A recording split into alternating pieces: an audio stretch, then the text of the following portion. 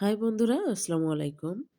যারা রসমালাই তৈরি করতে যেয়ে ব্যর্থ হয়েছেন, কখনো ভেঙে গিয়েছে বা কখনো শক্ত হয়েছে। আজকের ভিডিওটি তাদের জন্য। আশা করি এই রেসিপিটি দেখে আপনারা পারফেক্টভাবে তৈরি করতে পারবেন রসমালাই। তবে চলুন দেখে নেই আজকের এই রেসিপিটি।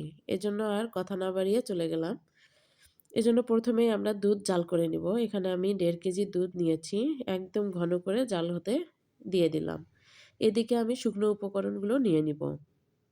শুকনো উপকরণের মধ্যে নিয়ে নিলাম ১ চামচ চিনি, এরপর দিয়ে দিব ৪ চামচ সুজি। এখানে অবশ্যই সরাসরি প্যাকেটের সুজিটা ব্যবহার ভাজা সুজি নিবেন না। এরপর দিয়ে দিব ময়দা। এখানে আমি ময়দা নিয়ে নিলাম ৪ চামচ ময়দা। ঠিক এভাবে নিতে হবে ৪ চামচের ৪ চামচ। বেশি ময়দা নেওয়া যাবে না, সেক্ষেত্রে কিন্তু মিষ্টিটা ভালো হবে না। রসমালাইয়ের মিষ্টিটা ভালো হবে না। ৪ চামচ ময়দা, এবার নিয়ে নিব অ্যারারুট। অ্যারারুটটা নিয়েছি আমি ১ চামচের ৪ ভাগের ১ ভাগ। এবার দিয়ে দিব বেকিং পাউডার। এভাবে চিমটি দিয়ে তুলে হাত ঝেঁকে নিয়ে হাতের মাঝখানে যেটুকু থাকবে সেটুকু দিয়ে দিব। এভাবে মোট ৪ চিমটি বেকিং পাউডার আমরা এখানে ব্যবহার করব। অর্থাৎ ২ কাপ ছানার জন্য ৪ চিমটি বেকিং পাউডার। এর থেকে বেকিং পাউডার বেশি দিবেন না, তাহলে কিন্তু মিষ্টি ভেঙে যাবে।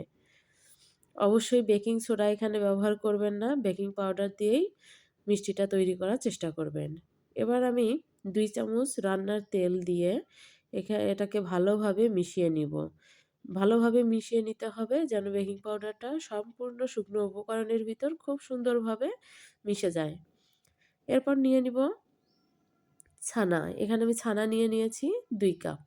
আমি কাপ দিয়ে মেপে দেখালাম যে আমি কতটুকু ছানা নিয়েছি। এবার আমি ছানাটাকে ডলে নিব এভাবে।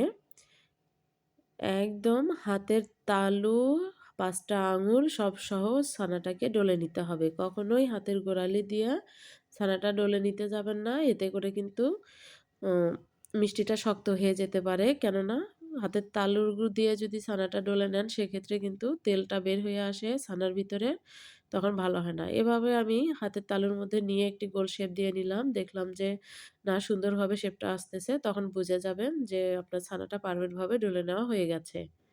এবার আমি শুকনো উপকরণগুলো দিয়ে খুব ভালোভাবে মিশিয়ে নিব। অবশ্যই এটা খুব ভালোভাবে মিশিয়ে নিতে হবে। তা না হলে কিন্তু যদি সুজির শুকনো উপকরণগুলো কোথাও একটু দলা পেকে থাকে, সেক্ষেত্রে কিন্তু মিষ্টির ভিতরে গুটি, গুটি থাকবে। তখন খেতে কিন্তু ভালো লাগবে না। তো অবশ্যই প্রতিটা স্টেপ কিন্তু খুব ভালোভাবে খেয়াল রাখতে হবে। এ পর্যায়ে আমি চিনির শিরাটা তৈরি করে নিব। মিষ্টির বলগুলো তৈরি করার আগেই চিনির শিরাটা তৈরি করে নিতে হবে। কেননা মিষ্টিগুলো আ বানানোর পর সঙ্গে, সঙ্গে চিনির শিরায় দিতে হবে। এখন আমি চিনির শিরা তৈরি করার জন্য এখানে নিয়ে নিয়েছি ২.৫ কাপ চিনি এবং পানি দিয়ে দিব আমি ৫ কাপ। অর্থাৎ আপনি চিনি যে পরিমাণে নিবেন, পানিটা তার ডাবল নিতে হবে। অবশ্যই এই শিরাটা পাতলা করে নিতে হবে, কারণ চিনির শিরাটা যদি ঘন নেন, সেক্ষেত্রেও কিন্তু মিষ্টিটা শক্ত হয়ে যাবে। এজন্য চিনির শিরাটা অবশ্যই পাতলা করে নিতে হবে। আর যদি আপনারা বড় পাত্র ব্যবহার করেন, সেক্ষেত্রে কিন্তু চিনির শিরাটা অবশ্যই আরেকটু বাড়িয়ে নিবেন। চিনি এবং পানির পরিমাণটা বাড়িয়ে নিবেন। নিয়ে এবার আমি চিনিটা চিনি এবং চিনির পানিটা এবার চুলায় দিয়ে আমি এদিকে মিষ্টি তৈরি করতে চলে যাব। লো আঁচে আমি চিনি শিরাটা হতে দিয়ে আসলাম। এভাবে আমি চাকুর সাহায্যে ছোট, ছোট লিচি কেটে নিচ্ছি যেন প্রতিটা মিষ্টি আমার খুব ভালোভাবে সমানভাবে তৈরি হয়। এবার আমি একটা নিয়ে এভাবে হাতের তালু দিয়ে চেপে তারপরে আমি শেপটা দিয়ে নিব। ভিতরে যদি কোনো বাতাস থাকে সেটা বের হয়ে যাবে।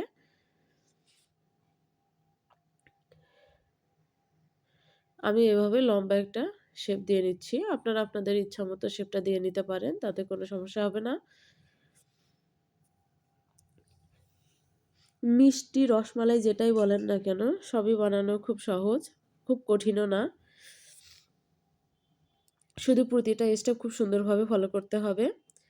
এরপর আমি ক্যারামেল তৈরি করে নিব। ক্যারামেল তৈরি করার জন্য ফ্রাই প্যানে আমি ২ চামচ চিনি দিয়ে এটাকে হালকা আঁচে জাল করে নিলেই ক্যারামেল তৈরি হয়ে আসবে। দেখুন গলে কেমন লাল কালার চলে এসেছে। এ পর্যায়ে আমি জাল দেওয়া দুধ, গরম দুধটা যেটা জাল করতে দিয়েছিলাম, সেটা নিয়ে আমি এবার দিয়ে দিলাম। দিয়ে এটাকে নেড়েচেড়ে নিতে হবে। যদি এ পর্যায়ে আপনার চিনিটা শক্ত হয়ে আসে তাতে ভয় পাওয়ার কিছু নাই। আর একটু জাল করে নিলেই সেটা গলে যাবে, আর থাকবে না। এবার দুধটাকে আমি আরও কিছু সময় জাল করে নিব একদম ঘন হয়ে আসা পর্যন্ত, এবং পরিমাণ মতো আমি এখানে চিনি দিয়ে দিব। আপনারা আপনাদের ইচ্ছামতো চিনিটা দিয়ে নেবেন। যতটুকু মিষ্টি খাবেন ঠিক সেই পরিমাণে চিনিটা দিয়ে নেবেন।